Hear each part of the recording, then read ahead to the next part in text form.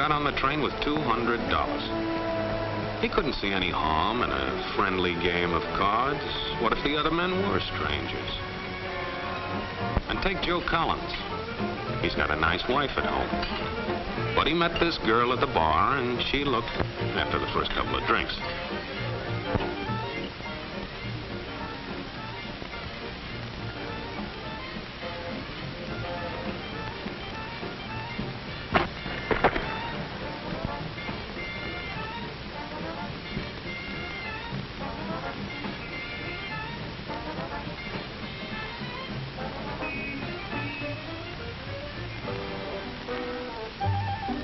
There's a good old-fashioned word for people like us. We call them suckers. And there are other people. People who stay up nights figuring out how to take away what they've got.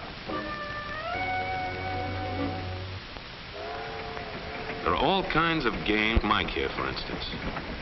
He's got everything in me. He's young, he's healthy, got a job. And he's got plenty of food. Big factories to make things a man can use. Big cities to do the business of a big company. And people. Lots of people. Enough to work the farm and build the factories, dig the mines, run the business. All kinds of people. People from different countries with different religions, different colored skins. Free people. They can live together and work together and build America together because they're free. Free to vote, to say what they pleased, go to their own churches, to pick their own jobs. Yeah, Mike's got something, all right. He's got America. But there are guys who stay up nights figuring out how to take that away from him. I happen to know the facts. Now, friends, I'm just an average American. But I'm an American. And some of the things I see in this country of ours make my blood boil. I see people with foreign money. I see Negroes holding jobs that belong to me and you. Now, I ask you, if we allow this thing to go on, what's going to become of us real Americans?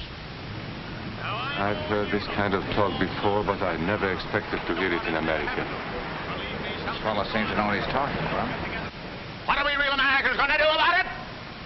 You'll find it right here in this little pamphlet. The truth about Negroes and foreigners.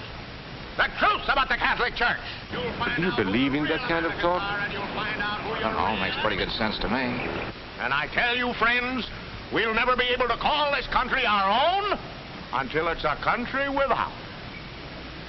Without what? Yeah, without what? Without Negroes. Without alien foreigners. Without Catholics. Without Freemasons. You know these people. What's wrong with the Masons? I'm a Mason. Hey, that fellow's talking about me. And that makes a difference, doesn't it? These are your enemies. These are the people who are trying to take over our country. Now you know them. You know what they stand for. And it's up to you and me to fight them. Fight them and destroy them before they destroy us. Thank you.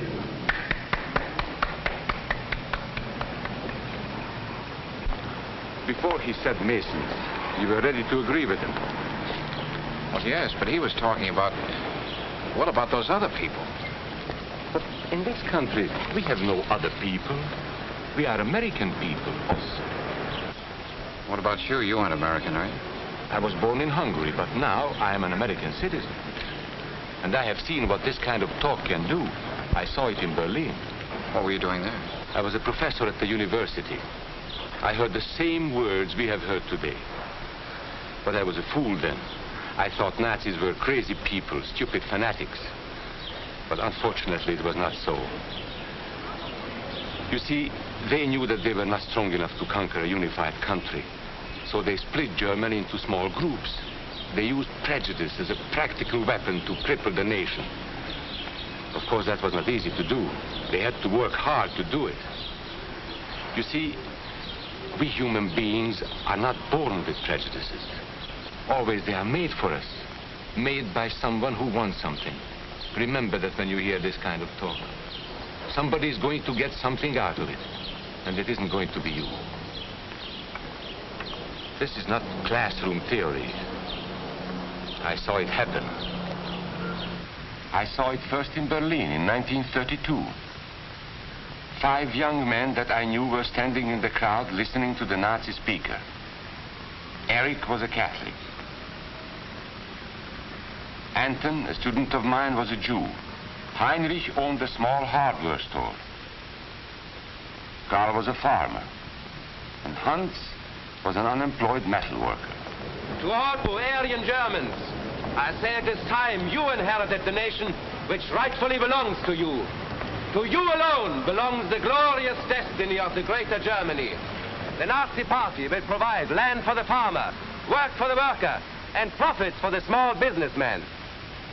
Who is getting these things now? The Jew. The Jew who has stolen our nation and our birthright. Who makes all the money and takes all our jobs? The Jew! He must be shunned. He must be ostracized. He must be eliminated. And the Catholics. We don't want our great nation run by a foreign church. We Germans will know what to do with these people when the time comes. They and their faith must be destroyed. Then there are the Freemasons. In Germany, we have no place for secret societies. There will be only one society, and that is the Nazi Party. There will be no secrecy about that in the new greater Germany. One by one, he attacked each minority and he split them off one from the other. These men were all fellow Germans when they came here today. Now they were split into rival groups, suspicious of each other, hating each other. They were being swindled, all of them. But the man who was really being fooled was Hans. He was pure German, according to Nazi standards. To him they promised everything, and he fell for it. That's how Hans became a Superman. They gave him a uniform and they pumped up his ego. He wasn't just a little fellow out of work anymore. He was a member of the master race. Hans and thousands of others like him, all playing a sucker's game. They gambled with other people's liberty, and of course they lost their own. A nation of suckers. Hitler needed these people. There was lots of work to be done. There were trade unions to be smashed, because unions were organized and might offer resistance. There were many political parties in Germany. These the Nazis destroyed. They were determined to smash every organization where people might band together and resist them. There were Jews to be beaten and killed. The Jews were not powerful, but they were a convenient excuse for all the nation's ills. And besides, a Nazi party member could not take over this man's store. Hundreds of Catholics were put in jail because the Catholic Church had strength and could resist the Nazi drive for power. They had split the nation into 100 pieces, and then one by one, they had destroyed the pieces. Over these broken pieces, the Nazis rode into power. One party, one nation, one religion. These men had won their struggle for power. They now ruled all of Germany. But still they had trouble with their oldest and most persistent enemy, the truth. They found that truth does not die easily, and so they decided to abolish truth. One great source of truth is literature, so they burned books, 20 million of them. Many great men in Germany who were spokesmen for truth were jailed or driven from their country. Teachers, writers, scientists. Education was discouraged. In 5 years, college attendance dropped 53%. It was forbidden to listen to a British radio program or read an American newspaper. In Nazi Germany, you had to get your information from Dr. Goebbels. He knew what was best for you. The church was one force in Germany still strong enough to proclaim the truth in public. This Catholic priest was arrested the following day on charges of immorality.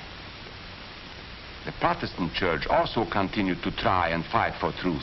The Nazis put this man in a concentration camp. There were others who spoke for truth, and I am proud to say that educators were among them. And what, may I ask, is an Aryan? I don't know myself. But let us see what our present so-called authorities have to say about it. They say he is tall,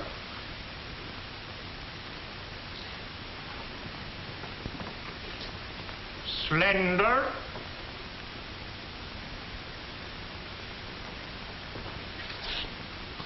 blue-eyed, and blonde. There is no Aryan race. And more important, there is no master race. There are people who may find these ideas convenient, but science cannot support them. There is no scientific proof that there's any correlation between a man's racial characteristics and his native ability or character. In all racial groups, we find the same range of potentialities. We find idiots and geniuses. We find criminals and philanthropists. We must judge each man as an individual and not by the color of his skin or his eyes or by the length of his nose.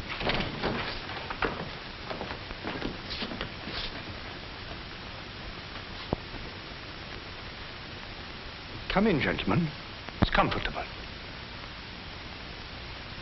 And remember that there is no master race. That is a scientific truth. Anyone who tells you otherwise is lying.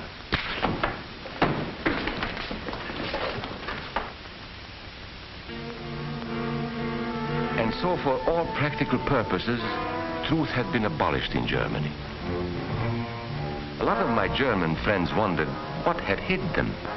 How did it happen? Where did it start? It started right here. And this was where it could have been stopped. If those people had stood together, if they had protected each other, they could have resisted the Nazi threat. Together they would have been strong. But once they allowed themselves to be split apart, they were helpless. When that first minority lost out, everybody lost out. They made the mistake of gambling with other people's freedom. Now let's see how those bets paid off. Karl the farmer was gambling on a better life for himself. What he got was extra hours of back-breaking work, as much as 100 hours a week. He was forced to stay on his land and produce what he was told to produce, because now Hitler was preparing for war. For Heinrich, who owned a hardware store, the bet didn't pay off either. 104,000 small businesses were closed in 2 years.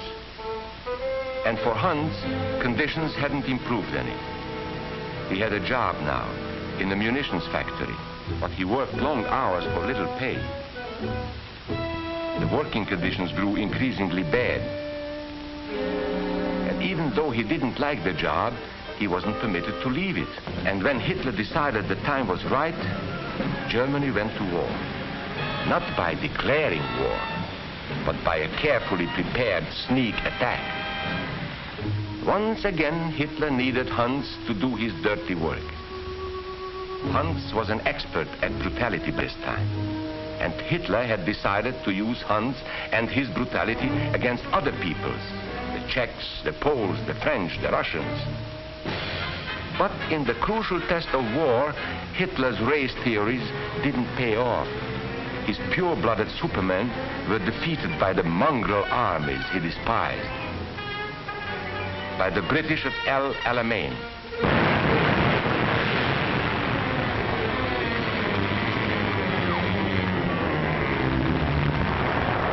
by the Russians at Stalingrad,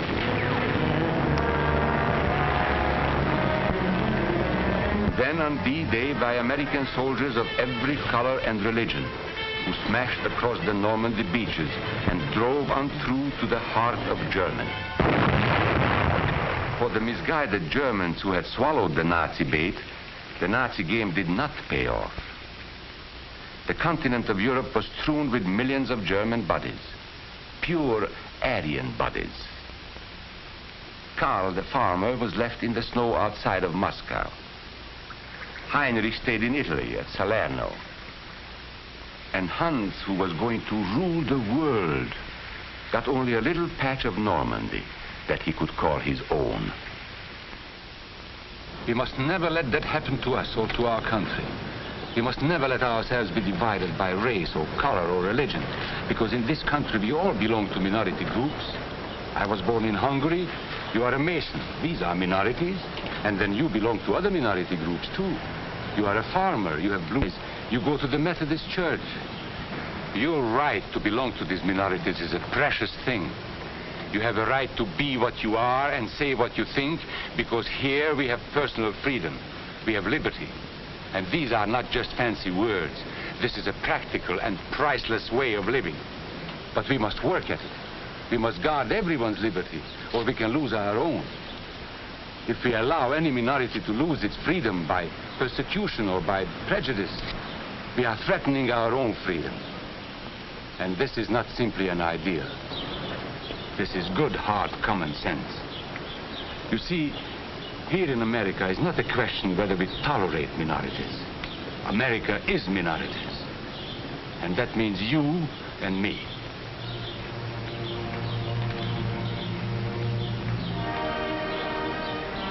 So let's not be suckers.